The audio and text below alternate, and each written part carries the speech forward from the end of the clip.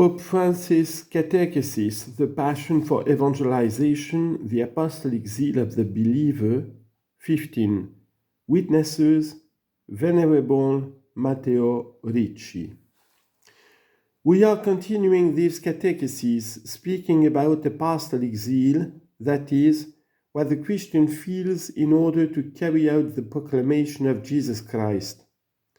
And today I would like to present another great example of apostolic zeal. We have spoken about Saint Francis Xavier, Saint Paul, the apostolic zeal of the great zealots. Today we will talk about one Italian, but who went to China, Matteo Ricci. Originally from Macerata in the Marches, after studying in the Jesuit schools and entering the Society of Jesus in Rome, he was enthused by the reports of missionaries whom he had listened to, and he grew enthusiastic, like so many other young people who felt the same, and he asked to be sent to the missions in the Far East.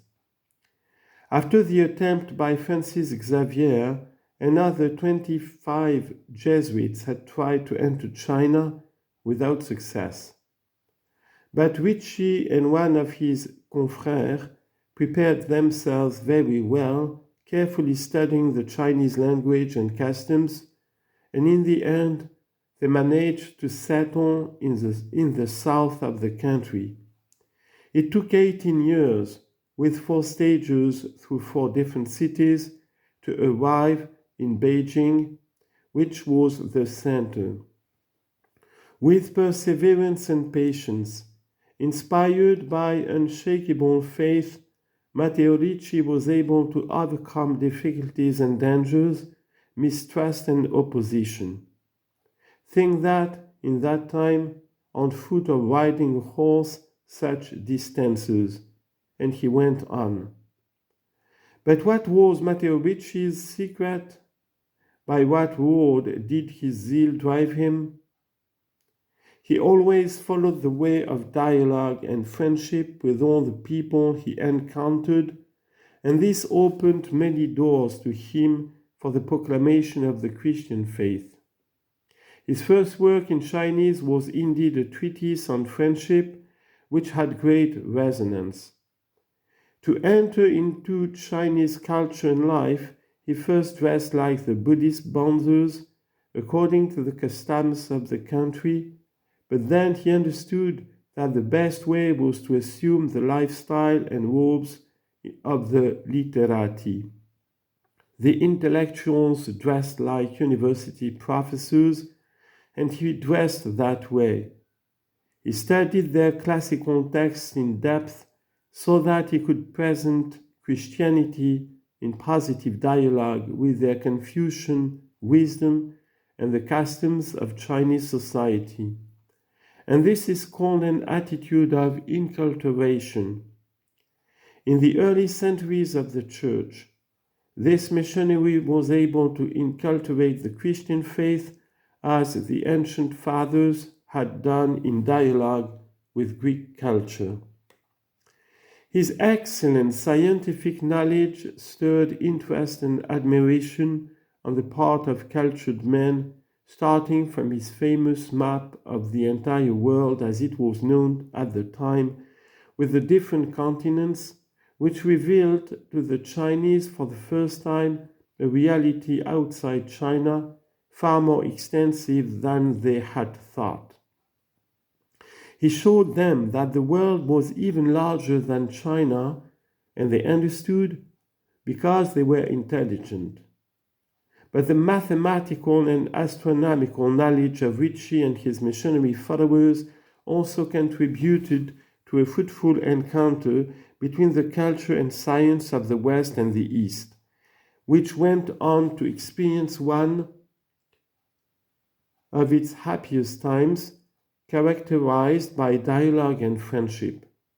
Indeed, Matteo Ricci's work would never have been possible without the collaboration of his great Chinese friends, such as the famous Dr. Paul Xu Guangqi and Dr. Leon Li Tizao. However, Ricci's fame as a man of science should not obscure the deepest motivation of all his efforts, namely the proclamation of the gospel. With the scientific dialogue with scientists, he went ahead, but he bore witness to his faith, to the gospel.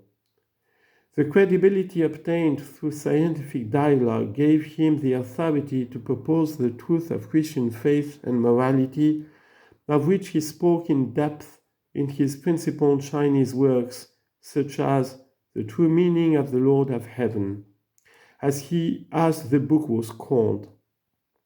Besides doctrine, his witness of religious life, virtue, and prayer, these missionaries prayed. They went to preach, they were active, they made political moves, all of that, but they prayed.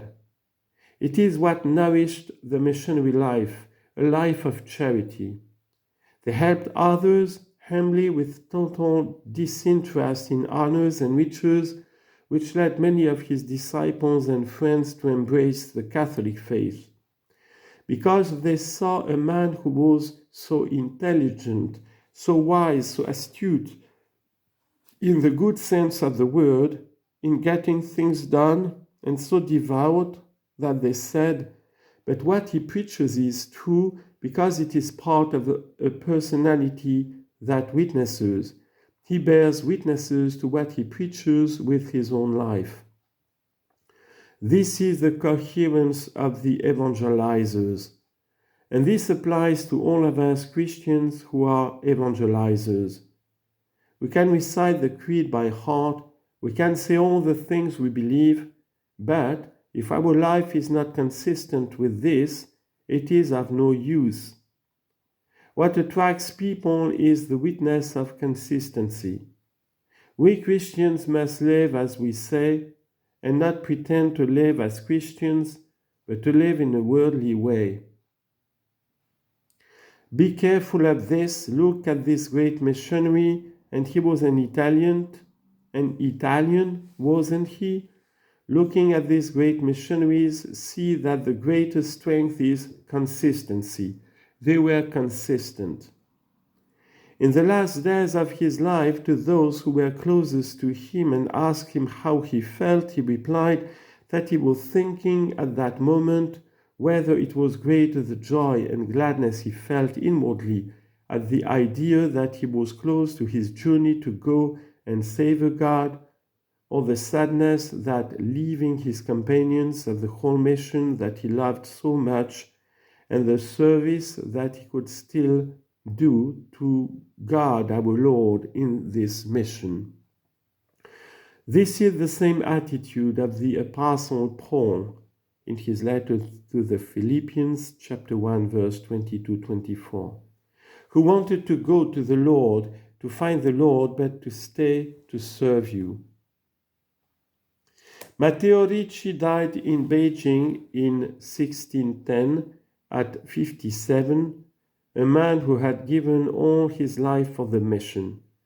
The missionary spirit of Matteo Ricci constitutes a relevant living model. His love for the Chinese people is a model, but the truly timely path is coherence of life, of the witness of his Christian belief. He took Christianity to China. He is great, yes, because he is a great scientist. He is great because he is courageous. He is great because he wrote many books.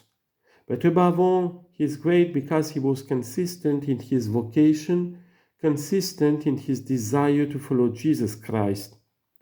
Brothers and sisters, today, each one of us, let us ask ourselves inwardly, am I consistent or am I a bit so-so?